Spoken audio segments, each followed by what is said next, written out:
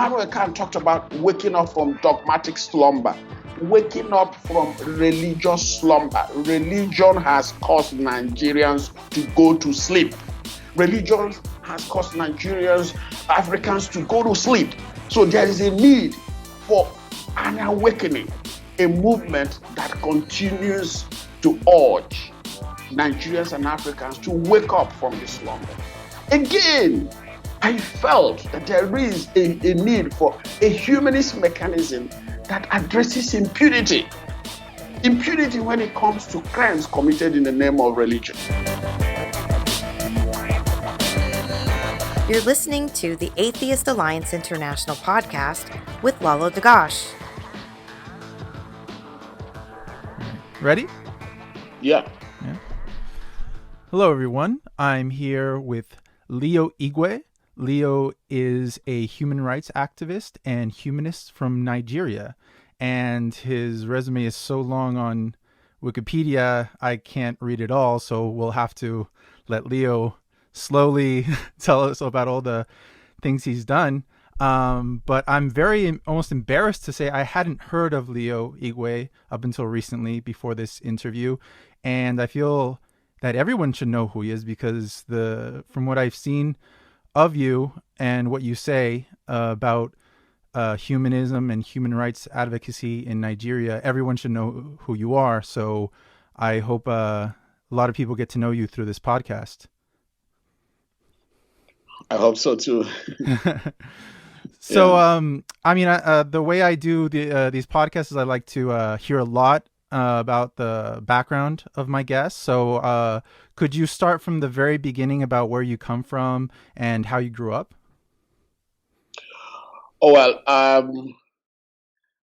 I was born in southeastern Nigeria, and I was born into a Catholic family. My parents were born into a traditional religious family.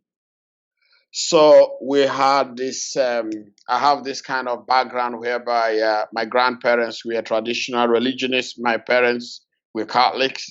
Now they brought me up as a Catholic. Then I decided to be a humanist and atheist and a skeptic, as the case may be. Then I was trained to be a priest. So I spent the second 12 years of my life in different Catholic seminaries. But I decided to leave the seminary training just close to my ordination because I had issues with the religious idea of life and the religious institutions. That was in 1994. So, and in 1996, I started the humanist movement, Nigerian Humanist Movement. It was then called what is now the Humanist Association of Nigeria, because I felt that it could provide me with a very robust framework to engage some of the issues that worried me, issues that border on superstition-based abuses, religious extremism, Islamic extremism, as we are seeing in the case of Mubarak today. Growing up, we had cases where somebody was beheaded for desecrating the Quran, just a holy book. People beheaded the person. We had a situation where an evangelist coming to a city, the Kano city, the one we're being talked about, where Mubarak is held today. Muslim fanatics, after their Friday prayers, went to the streets and started slaughtering innocent citizens who are Christians or who are non-Muslims, and telling them, look, we don't want this evangelist in this setting. Yeah, and nothing happened. So all these issues kept me thinking. And of course, when you now read about the issue of the slavery, and you see about this religion also coming from areas or parts of the world that enslaved Africans, and coming to look at a situation where Africans have now denounced their own traditional gods and embraced these foreign religions and foreign gods and are killing themselves in the name of these foreign gods and religion. it kept me thinking and pondering. And that was the reason why I started the humanist movement. Of course, I call it the humanist movement because I felt that that will help a lot of people to come under the umbrella, because a lot of people have this idea that atheism goes with a lot of stigma and hostility, of course, as we are seeing today. So they felt more comfortable with the humanist label. So, and I have been using that as a basis to campaign against superstition, campaign against religious extremism, campaign for the separation of church, mosque, and state, or state neutrality when it comes to religious issues. And of course, campaign against witch persecution and witch hunting, and of course, campaign for the rights of humanists or atheists, for the rights of people who live religion, because I was brought up to understand that there was no alternative to religion, and many Nigerians, or most Nigerians, are brought up to understand there's no alternative. And I grew up at a point to understand there is actually, and if I should say, there is a better alternative. Yeah, there is a more realistic alternative. There is more optimistic alternative. There is a non-delusional alternative, an alternative that doesn't let you spend all your life striving to please an imaginary somebody somewhere you don't know, striving to enter heaven or paradise, projected to be some, in quote, located after you are dead. So I grew up to understand then that there was an alternative, and I felt that there should be a platform to present that to all Nigerians, and also hopefully help steer Nigeria towards a direction where people don't spend the rest of their life. As I'm speaking to you now, some people are in the place they call holy mountains. Some people are praying, some people are fasting, some people are consulting one spiritualist or the other, seeking for solutions, seeking for divine intervention.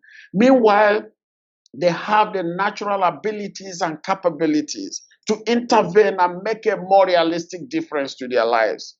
People are spending much of their lives praying and seeking the help of an imaginary deity that is not there. And hey, it is not just that people want to do this personally, they want their family members to join them, they want their communities to join them, they want taxpayers' money to be used to take care of them as they are embarking on what is actually personal fantasies and personal fancies. So this is the kind of challenge I found myself in the 90s, and I felt that a humanist movement could be a platform to organize, to mobilize, to campaign, to spread these ideas and ideals, to conscientize people, to get Nigerians to wake up.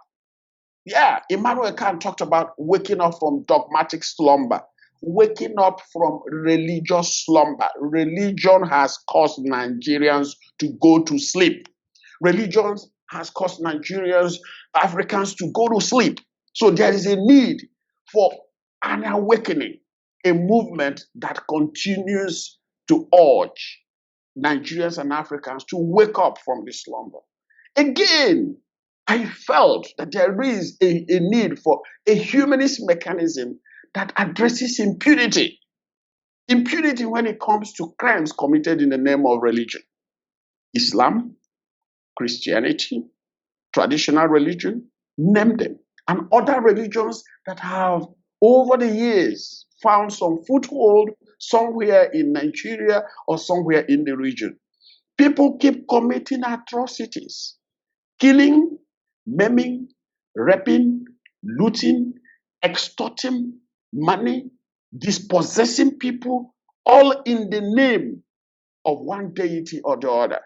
But we have seen this more graphically being done in the name of Christianity, Islam, and traditional religion.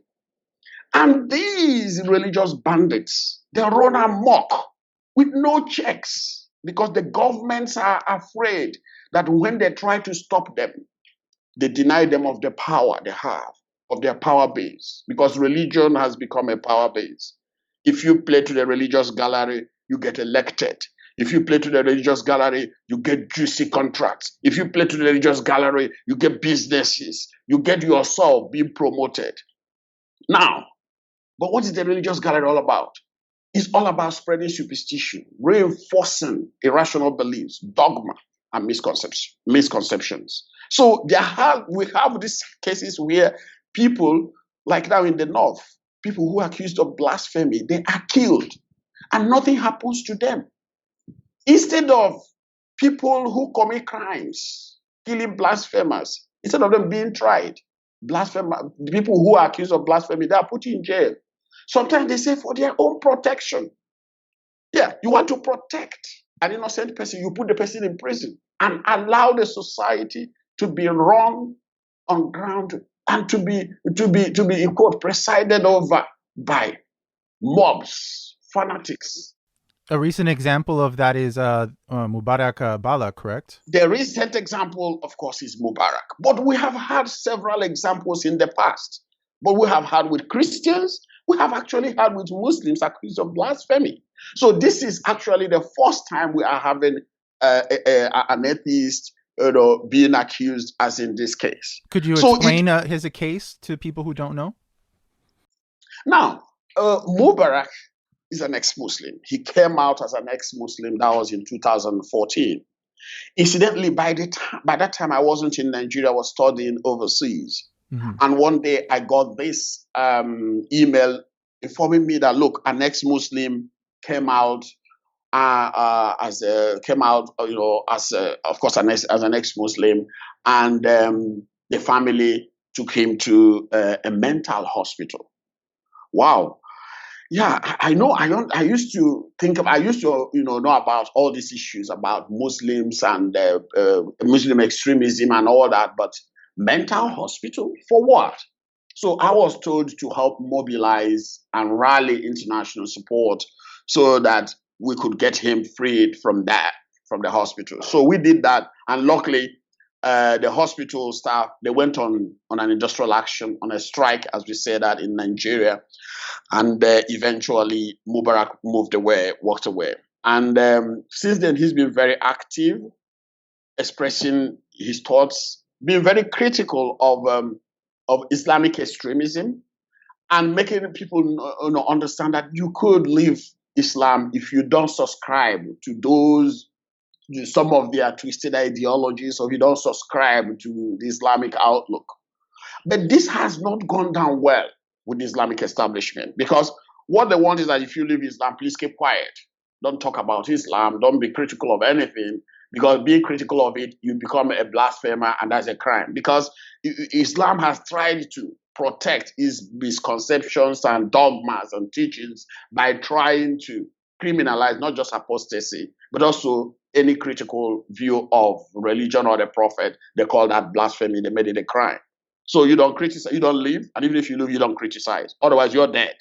So since he came out, he's been expressing his thoughts freely, because he knows and understands the damage, the negative impact, the destructive influence extremism has had, not just in the region, not in Nigeria, but also in Africa and across the world.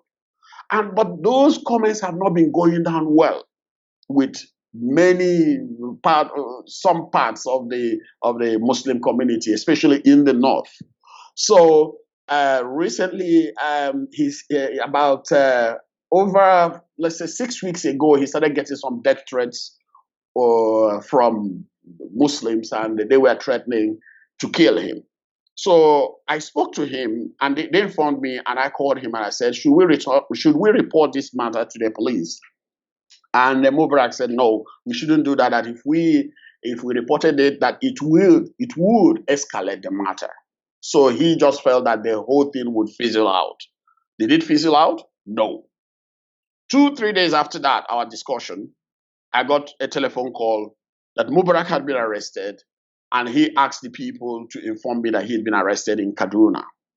So we started rallying around, trying to make contact with the police, and we tried to urge them not to transfer him to Kano, because when I spoke with him, he told me that Kano would be a dangerous place for him if ever anything happens to him, like an arrest, because that's where much of the death threats were coming.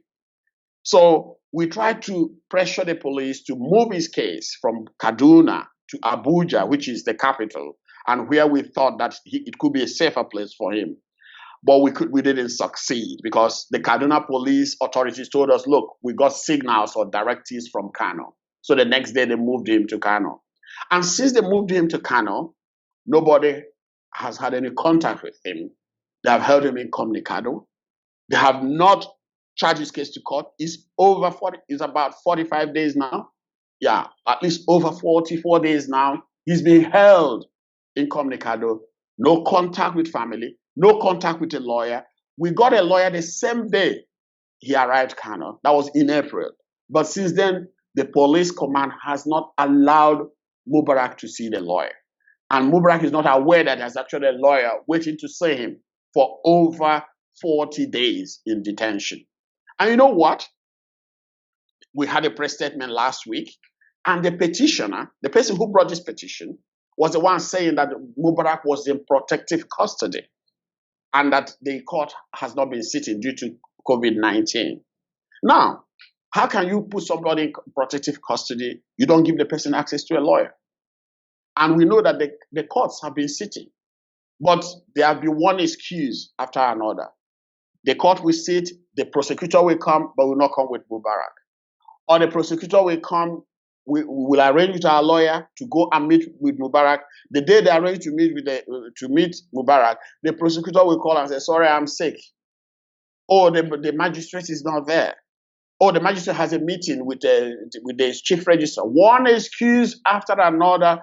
This is how they have been playing and turning us around, moving us here and there for the past over 40 days now. So this is the case of Mubarak. That's the case we have at hand at the moment. Well, what do you think is possible that could happen to him? Well, there are so many things. And is his life is in danger could he be tried with death penalty or imprisonment for being a non-believer? Now, look at the case. Actually, the people who made that report, they made reference to a penal code, not the Sharia code, in trying him. Okay? So very likely, that is, if things are done constitutionally, and they are not done when Islam is invoked or is involved, he should be tried in a state court, and which will not attract a death penalty. But look, I want to explain this a bit. Mm-hmm. Now, when you in Nigeria, especially in Kano and that region, courts are just fronts for fanatics. So Mubarak is still running a risk. He could still be killed because they could overpower the police if they know where he is and get him killed, if they know very well that he will get away from this with light punishment or with no punishment. You're saying mobs could, like a mob could come and lynch him, yeah. Mm-hmm. Yes, they could, because this was what happened in 1995, 96. Somebody was also arrested, accused. This kind of accusation was made against the person, and the police arrested the person. In the night, the mob went there, they beheaded the person, put the head on a stick, and paraded that on the streets of Kano. Yes, that's it. And another case we had in 2015, a woman made a comment, and some Muslims said, oh yeah, it was blasphemous, and they killed the woman on the spot. So the mob there, they call the shots when it comes to the case. So there is still that thing hanging on the head of Mubarak. That is, if he's still alive today, that he could still be killed. So, and look, that is the reason why, first of all, they have not tried him, because they know that if they try him as an ex-Muslim, as somebody who is not a Muslim, they try him in a state court, at the end of the day, that he might get out with a very light sentence.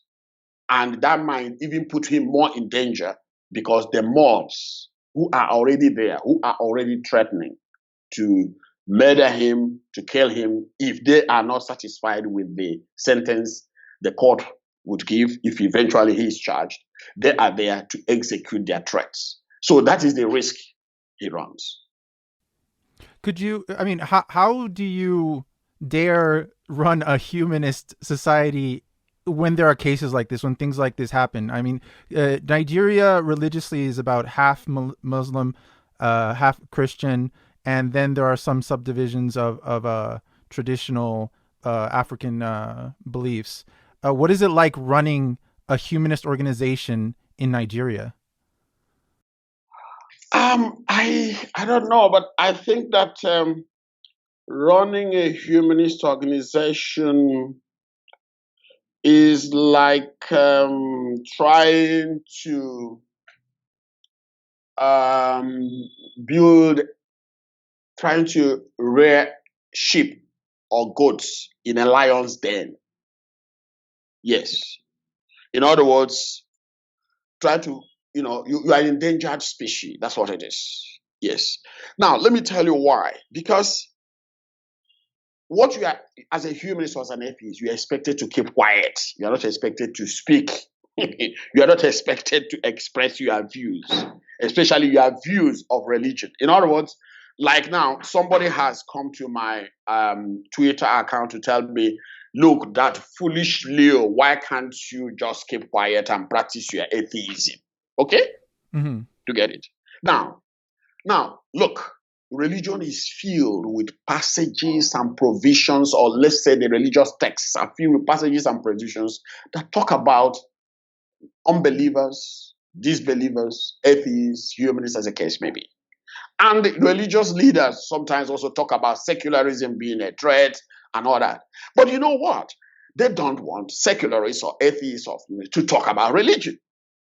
Do you get it? So, and we have to break this taboo, which has been used over the years to gag, to suppress atheists, and to make the world not to understand that atheism is also a way of looking at religion or religious deities and religious icons. And it can provide a basis for discussion, critical discussion when it comes to religious issues. So here, to be a humanist, to run a humanist organization, is to run an endangered organization, is to run an organization that is filled with a lot of risk, and people are always afraid.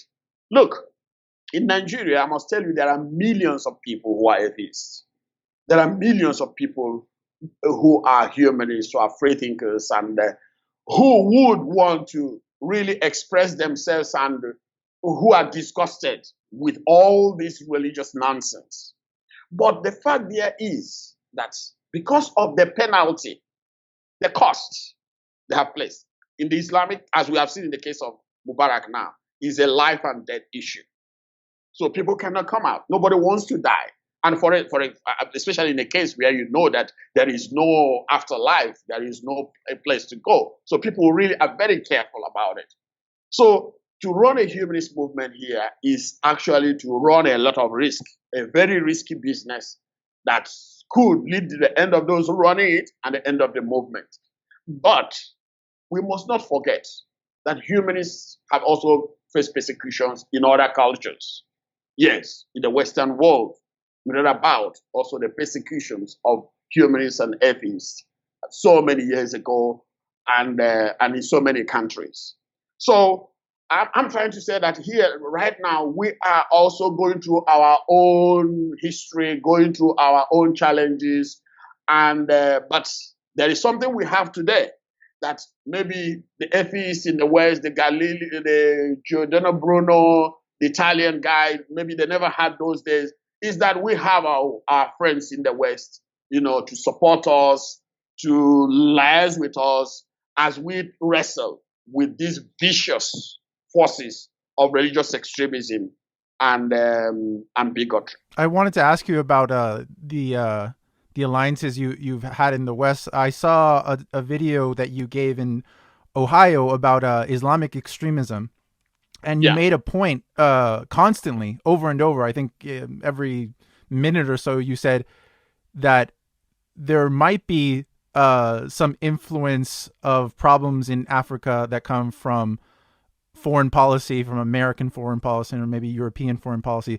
But you made a point that a lot of the problems that arise from Islamic extremism are not do not come from American foreign policy, and the even atheists in the West will constantly butt heads and have conflict and debates with people who insist that the problems of places like Africa, the Middle East, that sometimes primarily or almost entirely all the problems of a country like yours derives from Western foreign policy. And I wonder how if you've confronted those kind of Westerners, they might even be atheists sometimes, and how you feel about that, because my impression is that a lot of people give this opinion thinking that they're helping you, thinking that they're saving your culture from criticism and racism by saying it has nothing to do with the practice of Islam or mysticism or superstition of any kind. That those are beautiful aspects of your culture, and the only problem is Western influence. You see, Western society or America and Europe, they have their policies, and their policies also shape the challenges they face. Okay? And sometimes there is overreach. They try to take this too far by trying to also think that their policies, okay, definitely should be primarily responsible. Or we hear without their policies, things will be okay. I think that's not true. Okay, and I made that presentation at a particular time. I think there was some debate going on at that very time. But the only thing I have to say right here now is this. When people get killed, as they often in Nigeria, as a result of religious differences, it has little or nothing to do with the policies that make in New York or Berlin and all that. There are local aspects, there are regional aspects, there are international aspects. Now, let me give you an example. Like when they had the cartoon, the Mohammedan cartoon. Yeah, it started, let's say, in Europe, in Denmark or something. Then at the end of the day, there were killings. And there were killings and riots here in Nigeria. That's fine. But look, locally, there has always been tension between people of different ethnic group and difference of ethnic religion. People of different ethnic groups, and sometimes connected with religion. Because here, the ethnic groups in the south are mainly Christian. No, in the north, they are Muslim. So when you have conflicts, you have this kind of very ethno-religious mix, which sometimes are based on local grievances, tension, quest to dominate one another, quest to conquer one another, and all that. So when you now say, oh, this killing is going on there as a result of policies being made in New York or Washington, D.C. or Berlin, the question is, where is the connection? Yes, there are extremists here who think that their religion is perfect and their religion should be the religion of every other person, and those who stand on their way should be killed or crushed. Yes, and like I said, it has very little or nothing to do with the policies out there. I am not saying that there aren't at the international level some kind of influence. And again, number two, where lies our agency? Yes, if everything we're doing, all the problems we encountering in Africa as a result of what white people are doing in their countries, then where lies the agency of Africans? Where lies their ability to change their own situation, to change their own society, to make their own decision? Yes, we should not run away from the fact. We should not avoid the fact that there are influences coming from overseas. But still, we have to make a choice. We are in a position to make a change. When people are beheaded, for instance, let me give you an example. Some weeks ago, or that was last month, a local politician in one state was in a dream and saw the mother and saw the uncles in a dream running after him. He went and consulted a man of God, as they say, who said, who certified that this man was really in danger of being killed by the relatives. And he came into the village. That was May 19 or 20, that was last month. He just came in with thugs, and he started beating up all the suspected witches, all the people he suspected wanted to kill him through occult means. First of all, the mother, the uncle, relatives, he started mentioning names, and there were about 15 of them. We have counted about 15 of them. He did not just drag them out to beat them up. He poured gasoline. He poured gasoline on them and set them on fire. Now tell me, what has this to do with the policies you're making directly? I'm not saying that, one, if you start looking broadly, stretching it too far, you will not see some kind of international connection. I mean, Nigeria is not existing in isolation. But this has to do primarily with how the local actors, the government, the local authorities, community leaders have failed in rising up to their duty of protecting the people, of campaigning against superstition, separation of religion and state, holding witch hunters to account. Because look, this thing is not just happening in Cross River, it's happening in Malawi. By tomorrow, today I sent out a press release to a journal in Malawi, and they are going to publish it, calling for an arrest of one of the local witch hunters there, who will go into villages on invitation and arrest and detain alleged witches. And he's holding hostage about 10 of them. Sorry, it's not even a he, it's a she. It's a woman. She's holding hostage about 30 alleged witches in her compound. And there are police officers in this community and who felt overwhelmed and overpowered and who didn't want to intervene. So for how long are we going to blame our felons as Africans on white people? Meanwhile, we talked about colonialism, we talked about slavery, we talked about the fact that we are free from the influences of the colonial powers. But lo and behold, we are still blaming our problems on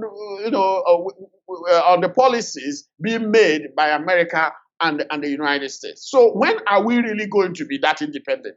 Independence we struggled for. So that is it. If we continue to do this, then we have eroded our own sense of agency. And there is no way we are going to make real progress if we sit back and continue to blame the challenges we are facing, whether it's religious extremism, whether it's underdevelopment, wholly and entirely on the foreign policies of Western countries. So what do you think are the policies that a country like Nigeria need to move forward? And how can an organization for humanism contribute to that? Well, there are so many. First of all, we have to revise our educational system to reflect the values of critical thinking, creative thinking, scientific thinking, technological intelligence, and begin to cultivate and recultivate the minds of young people. Because look,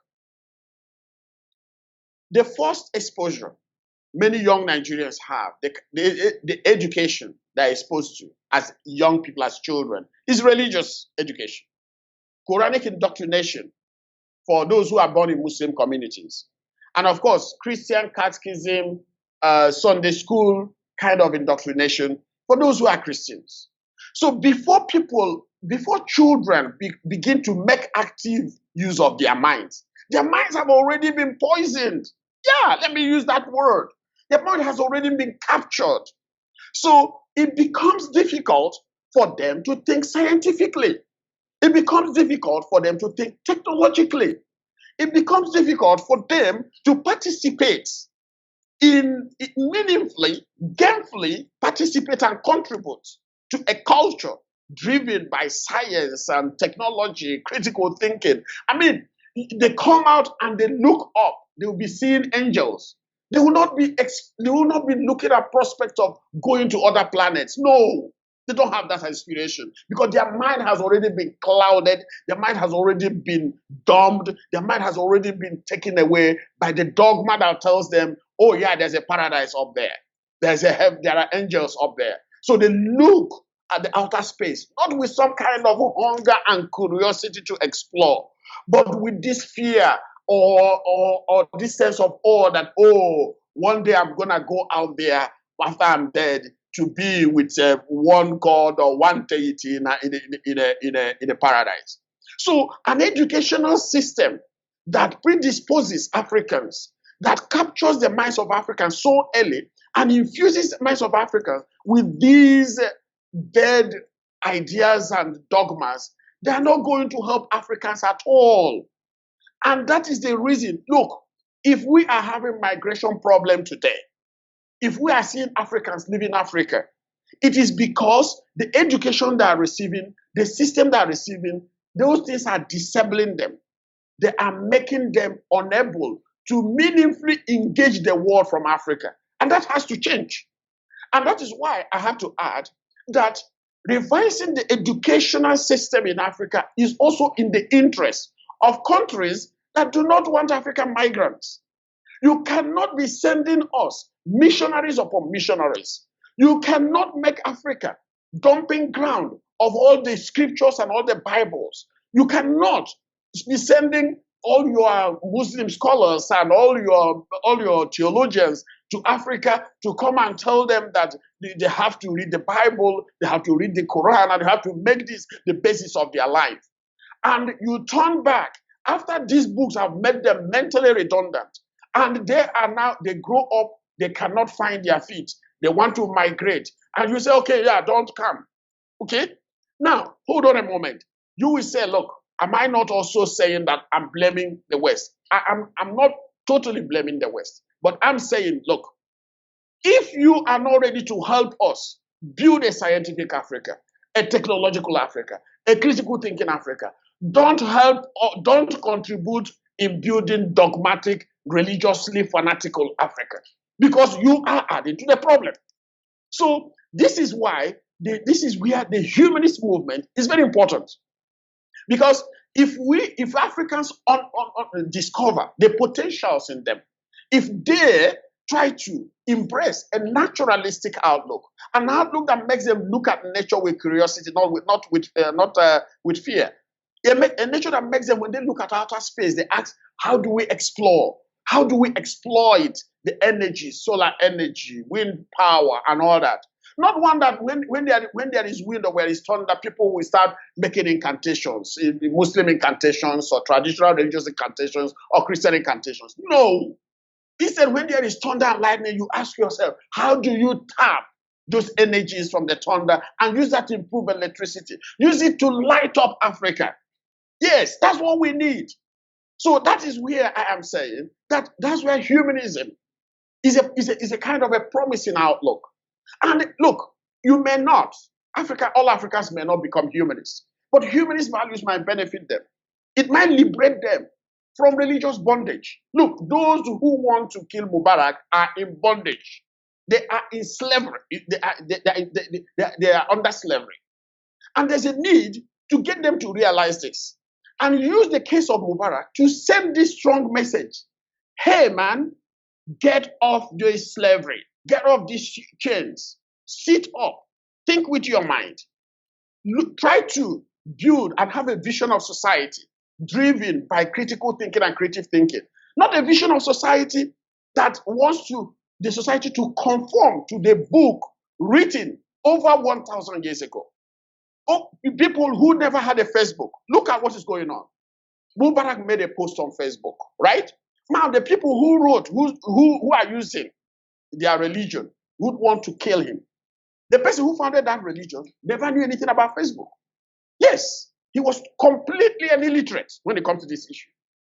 But people who are guided by that book want Mubarak eliminated, want him killed, because they are not ready to think ahead. They're not ready to think forward. Anything that stops Africans from looking backward to books and dead, outdated literature produced in the past that makes them to look forward that makes them to begin to question and look at the world, having this sense that we can change it for the better. That is the only thing that can help us. And this is where humanism comes. Look, we have what it takes. Yes, there was this saying in the Humanist Manifesto, no deity will save us, we must save ourselves. We are our own savior.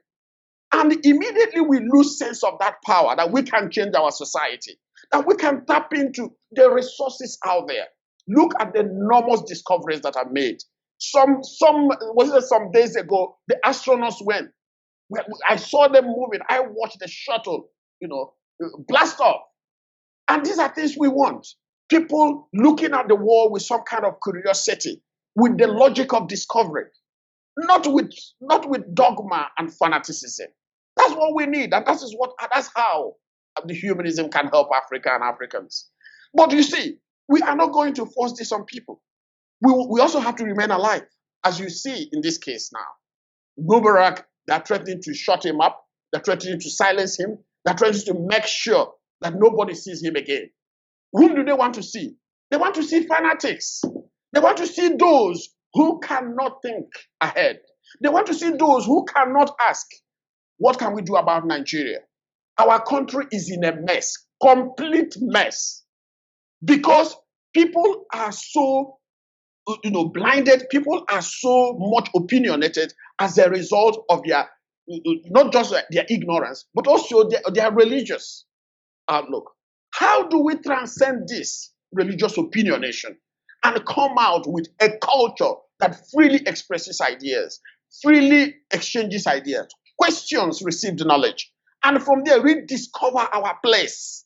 Yes, that is where humanism or atheism or skepticism or rationalism could be deployed to help Africa get out of this hole.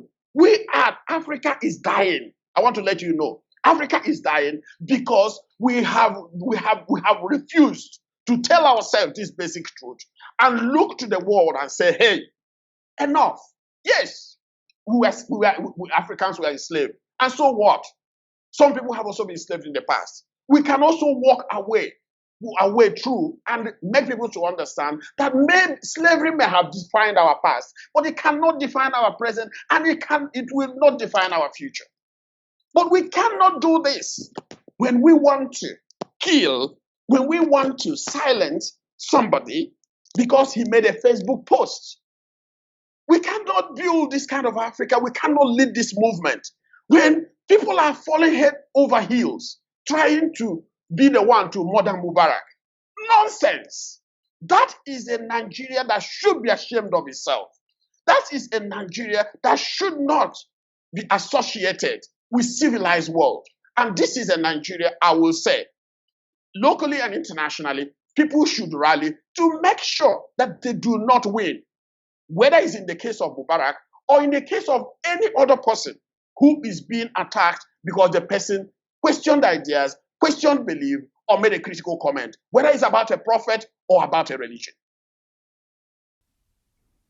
You remind me of a quote that I very much like from Bob Marley, that emancipate yourself from mental slavery, none but ourselves can free our minds. I think that what you're getting at is one of the last slaveries that Nigeria must face is the slavery of the mind. Yes. And there have been a lot of noise, by scholars. Because today I'm asking, where are those African scholars who talk about decolonization? Nobody is talking. Religion has remained one of the most potent weapons of mental colonization. One of the weapons they have used to entrench mental colonization. Now, if you cannot question a prophet of a religion, question what he said, question the kind of life he lived, if you highlight the fact that people who are following him, that there's something about his life that is inspiring those who are following him. You can't even make this comment today. Now, how are you talking about decolonization? So for me, Africans are paying lip service to decolonization, period. Okay? So, and the earlier they begin to take this seriously, the better. And they should see, in the case of Mubarak, that they have actually abandoned the ship of decolonizing Africa. That's why everywhere is quiet. Look, Lalo, everywhere, nobody wants to speak. People are afraid. What are they afraid of? They're afraid of decolonizing their mind. Yes, because a prophet who's from another region of the world, and whose life and whose followers are wreaking havoc. They are wreaking havoc in this country. And I want to say it. Nobody wants to say anything about it. If you say anything about it, you get killed. And people are talking about, and scholars are quiet, waiting for the fanatics to decide the fate of Mubarak. And they will tell me today that they talk about decolonization. They're not serious. Says, until Africa gets serious with decolonization, because there's always this fear by the elites that they will lose power. Yes, they will lose their scholarship, they will lose their privilege, they will lose their employment, they will lose their business connections, either to Saudi Arabia or to Middle East, or sometimes even to Europe and the United States. And because of this, they don't want to rock the boat, as they say. They don't want to say these things, because when they say it, they will lose those power bases they have accumulated. But nonsense. That's nonsense. What kind of power base? A power base, you will be there, you can't speak your mind. A power base, you will be there, you will continue to reinforce notions, ideas, prejudices that have kept this region backward. So that is it. Until we begin to address the issue of mental slavery in this region, I don't think anything is going to happen. And I want to say it. It is not just in the interest of Africa. It is in the interest of the world. So people of the world, they should see in Mubarak an effort by Africans to emancipate themselves from that mental slavery Bob Marley talked about. And don't just sit by. I know that you will say, oh, it's African thing, we should settle it. I want to let you know it will resonate. It will reflect on other parts of the world. Yes, it could be Mubarak. It could be our thing in Nigeria. But I want to tell you, it's a global thing. The forces keeping him behind bars, not giving him access to a lawyer for the past 45 days. They are at work in many places across the world. And if we keep quiet and they get away with this in Nigeria, then they are likely to get away with something like that, in other places in future.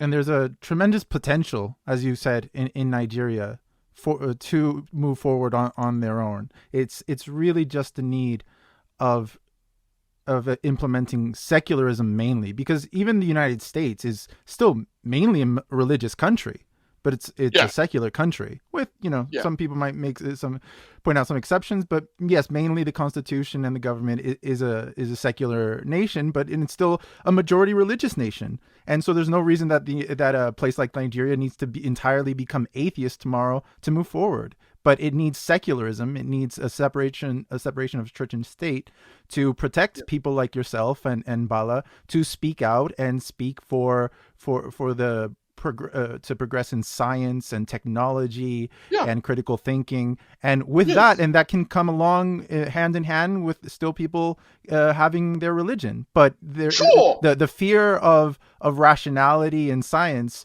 is what will never allow a country to move forward. Yes, and the fear of the word secularism. Do you know that many of the Muslim members of the Muslim elite in this country, they don't want to hear that word secularism? Yes. One of them came onto my Twitter account, or I was exchanging ideas with him. He was saying that, look, that I hate religion and I keep promoting secularism and all that. Now, I asked him, okay, what is Nigeria? He said, oh, Nigeria is a multi-religious state. I said, where is it stated? It's never stated in our constitution. And I asked him, how do you prove it? He said, oh, we use the Bible to swear an oath, and we observe Christmas festivals and all Christian festivals and Muslim festivals. I said, is that what makes us a multi-religious country and all that? So you see, there is this, they don't want to hear the word secularism, but because they don't understand it, and they have been indoctrinated to hate something that has the potential of helping us as a multi-religious country. Yes, because at the end of the day, religion is a force for good. It's also a force for evil. A lot of people have done a lot of good, humanitarian work using religion. People have done so much evil, like the fanatics, like the Boko Harams, using religion. And there's a need for us to speak freely about religion. And it's only a secular state that can protect the right of people to speak freely about religion. Because that's exactly, that's the right Mubarak, exercised. And this is what has riled up and, annoyed and provoked, the Islamic base. And they now want him killed, they want him dead, they want him silenced. And I keep asking them, if you don't want somebody to speak freely about religion, how are you going to tell me about it? Yeah, how are you going to tell me? You will tell me, okay, they want to tell me that, oh, Muhammad is the greatest messenger on earth. I have to ask you, who sent him? I didn't send him. A spirit sent him. How can a spirit send a messenger? From where? So at the end of the day, they want to present their religion, but they don't want questions. They don't want the other view. How can it happen? It cannot. So when they are denying people like Mubarak their right to speak freely of religion, they are also undermining their own right to present their religion. Because I don't know how you're going to present a religion like that many millions of people in Nigeria don't subscribe to. So what I'm saying there is that when they are trying to oppose the idea of secularism or separation of religion and state, they are also undermining their own ability to promote and spread their own religion. So they need to come on board, yes, and they need to understand that people like Mubarak, have the right to express their beliefs and express, even you may not agree. And Muslims have the right to tell me, oh, Muhammad is the best human being that lived, the most perfect that lived. Okay, if I want, I accept. If I want, I reject. You get it? And we cannot have such a society where somebody made a post on his Facebook and people now go and arrested the person. And you are telling me at the end of the day that there is freedom of religion and we have to build a society where people also practice their different religion and belief. That is not. It's a totalitarian state they want. They want an Islamic state as they conceive it, and it's not going to help us as a religiously pluralistic, culturally pluralistic country. And it cannot help us to build that tolerant pluralism that we need to forge ahead. As my last question, what would be the one thing you would tell a Westerner? Because I know you're aware of the problems that Westerners have views of Africa and places like Nigeria because you've been abroad quite a lot. What would be the one thing you would want them to understand about Nigeria and the problems it faces? Well, Nigeria's problems has local, regional, and international. Okay? And these problems, Nigerians can face them, they can fix them on their own. But in the world that is increasingly interdependent,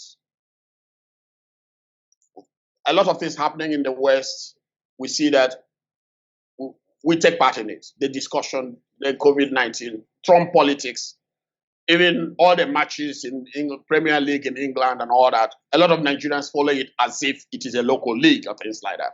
In other words, we are finding ourselves in a global community where we actually take part like others. Nigeria has potentials that can benefit the whole world. If there are policies in place that hamper these potentials, dismantle them. Because if Nigeria stands on its own, if Nigerians continue to flourish in their own country, the world will benefit. The West will benefit. Because sure, there are policies, foreign policies, economic policies that affect us here, like the structural adjustment program from the World Bank, IMF. Sometimes it makes it difficult for people, Nigerians, to really bring out their best and all their possibilities. People want to bring out their best when they go to America or when they go to Europe. We need to look at those policies and ask ourselves, as Westerners, are these things really benefiting us? Again, when it comes to issues like Islam, They should understand that Islamophobia is not the issue. It's Islam-based phobia that is our issue here. And as we have seen in the case of Mubarak, because too often there was always this discussion that Muslims are being either profiled or Muslims are being hated or something like that. Yes, there may be strands of that in the West, but I don't want such discussions to overwhelm and overshadow the intense, vicious, horrific campaign of violence and bloodletting that Muslim extremists are waging here. And that if they continue to turn a blind eye because they don't want to be accused of being Islamophobic, they are emboldening trends, forces that might come also at one point to threaten their own interests at the end of the day. What I could say is this: let the West reach out to Nigeria as partners and friends, not as subordinates, not as second-class citizens of the world. Let's reach out to each other, share in the goodness and the discoveries of technology and science, bring people on board, and help local, science-based, critical thinking orienting organizations and movements like humanist skeptics in the country to do their own bit in dispelling the forces of superstition and religious extremism, and making sure that Nigeria doesn't get across to the world only as sources of scam, fraud, or Islamic terrorism. No. But Nigeria also comes across as a country that contributes to the pool of scientific and technological ideas and progress. Thank you, Leo. I've been speaking with Leo Igwe. He's a human rights activist and humanist from Nigeria. I'll place all his social media links in the description and any other pages he wishes to share there. And to hear more from him, he has a fantastic TED Talk that I suggest everyone listen to. Thank you, Leo, for being on. It's a pleasure. You've been listening to the Atheist Alliance International podcast with Lalo Dagash. Become a patron of the show and get exclusive access to episodes. All money raised goes to funding Atheist Alliance International campaigns that promote secularism, normalize atheism, and helps atheists who are at risk. Please check out our website at atheistalliance.org. Thanks for listening.